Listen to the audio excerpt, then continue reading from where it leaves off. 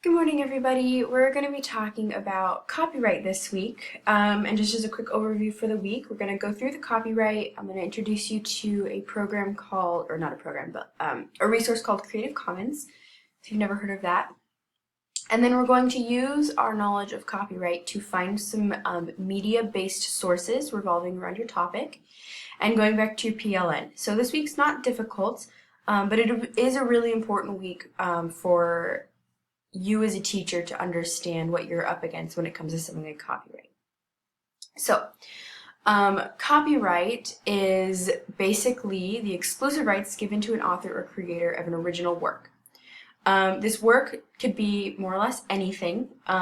It doesn't have to be officially published in the way that we tend to think of it. You also don't have to file for copyright. It's automatically there on anything that's created. Now, this is great, obviously, when it comes to protecting work, but it can be a challenge when it comes to trying to find things to use for something like a class lecture or a class presentation. And it's something that you as teachers obviously have to be very, very aware of because of the massive repercussions of breaking copyright. Now, it can take a lot of time to get through something like copyright. In order to use something, you have to pay, ask permission, things like that. And again, all really good things, but it takes a lot of time. So copyright is important, and it's something you should be aware of, very much so. But as teachers, there's something that's a little bit, you could call it a workaround, I suppose. It's called fair use. Now, fair use is the idea that there are things, even that are copyrighted, that you can use in certain ways, even without asking permission or paying the way that copyright license dictates. Now, this is fantastic because you're not breaking copyright when you do this. The idea is that using these things in a way that's fair use means that they're for education, they're not the whole work, you always give credit where credit is due, and you don't say that the person who created it endorses how you're using it. Again, significantly, you don't use whole works for this. So this is a video of a teacher teaching her students about fair use. So please watch this because this is something you'll also have to teach your students, as well as understand yourself. And it goes into some of the ways that we think about fair use. The frustrating thing about both copyright and fair use is that, to put it simply, everything is gray. There's a lot of gray lines that don't have, they're not placed clearly about what's fair use and what's not, or what's breaking copyright and what's not. So it is up to judgment a lot of the time. Down here are some guidelines. They're very simple, but still. So when you find something that you want to use as fair use, you need to use a small amount and not the whole thing. So like using a song in a mashup or something like that. You're adding new meaning and making it original, so remixing clips from different movies to tell a whole new story. That's a really popular one. Reworking and using in a different way. So that's like using a copyrighted photo image or even another painting as the basis of a painting for an art class. I did this in middle school. And using for non-profit. So this is one of the biggest ones, is you're not making money off of it. Otherwise, you are breaking copyright.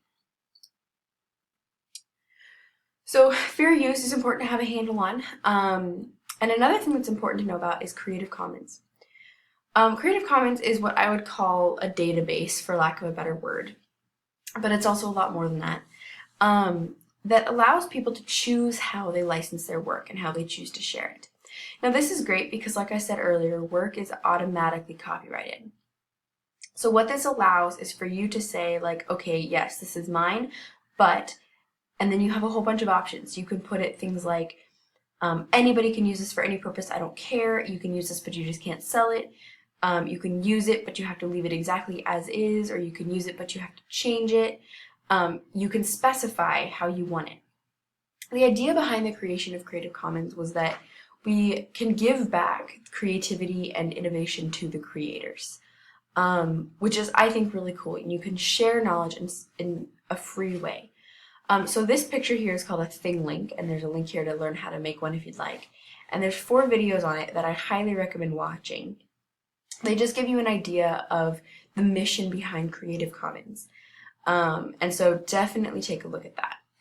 Also, as a little bit of a side note, this link right here, Photos for Class, is kind of fun. If you ever need your students to, find pictures, but you don't want them searching just the general internet, especially in class, have them use Photos for Class, because if you type in anything even remotely inappropriate, you get pictures of puppies. So that's kind of fun, just as a little aside. Okay, so you have two basic assignments this week. One takes a little bit of time, and it's just going through this solving the copyright mystery. This is just a kind of a information survey type thing, where you read through some of the pages and learn a little bit more in depth about copyright. Now, you don't have to read every single word and pore over every single point, but I would like you to go through it enough to get a general idea. I am not a copyright lawyer, which is why I haven't created my own lecture officially about copyright. There's a lot that goes into it, and it's important to have a good idea. This is also here so that you have a resource. Here are some other resources about copyright that I would recommend looking at and or saving into your PLN or somewhere else. WWU's is fantastic, but they're all really great. So again, go through this copyright mystery. It shouldn't take you very long. And then there's a survey at the end, so I'd like you to submit that. I think I have you submit it as a screenshot or something like that. But anyways, sorry, I can't see exactly what this is. But you'll submit that assignment here.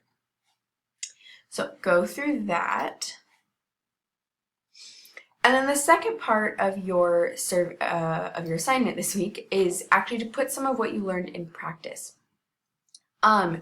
So what I want you to do is you're going to go back and we're going to save more things to your PLN. But I'm having you find media-based ones. So the articles you found last week, and I am asking you to find 3 more this week, but articles aren't always explicitly labeled with a specific copyright. However, most media-based things are. So videos, infographics, images, things like that are going to often have a licensing. Now, I want to show you really quickly what Creative Commons licensing looks like. Okay, so first of all, when you're looking for things, one of the best things to do would be just to come to Creative Commons and search it like this. Let's say I want to find pictures of dolphins for whatever reason. So it's taking me automatically to Pixabay, but you can choose any of these. And oftentimes it'll bring you up here on kind of like a Google search. This isn't one, but oftentimes it will bring you to a Google search. Now the idea of searching through Creative Commons is that it's automatically filtering your searches to be licensed through Creative Commons. This does not mean you can automatically use them. Now I think this one's pretty cool, so I'm going to look at this one. And what you're going to do is you're going to search for your licensing. Now here in Pixabay, it's right here. So this is the public domain. Public domain means that it's free to use. Now, even when it's public domain, you have to give credit. But it means that it is absolutely free to use for commercial use and no attribution required. Now, even though that says no attribution required, you should give credit, but it does technically give you permission not to. Now, everywhere you look, every different type of media, so I'm going to go to Wikimedia Commons because that's another really common one. Let's just go to this one. Oh, okay, well, not what I intended. The Creative Commons here is often down here at the bottom. Again, this one is public domain.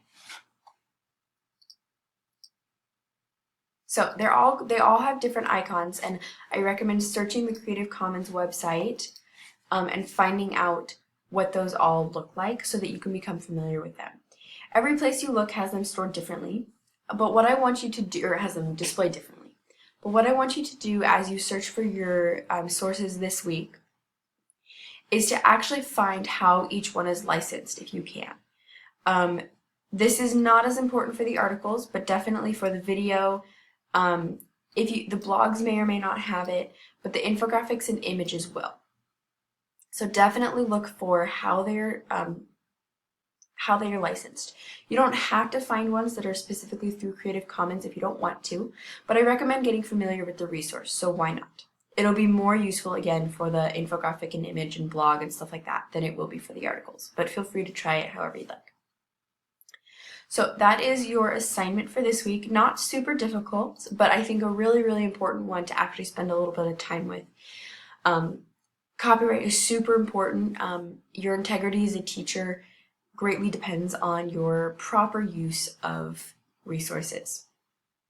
This is also important because next week we're going to talk about creating a newsletter and developing our research topics. So you're going to write 2 really short little articles, and you're going to use images, again, that need to be found using Creative Commons or some other sort way that you know that they're licensed, the way that you can use them.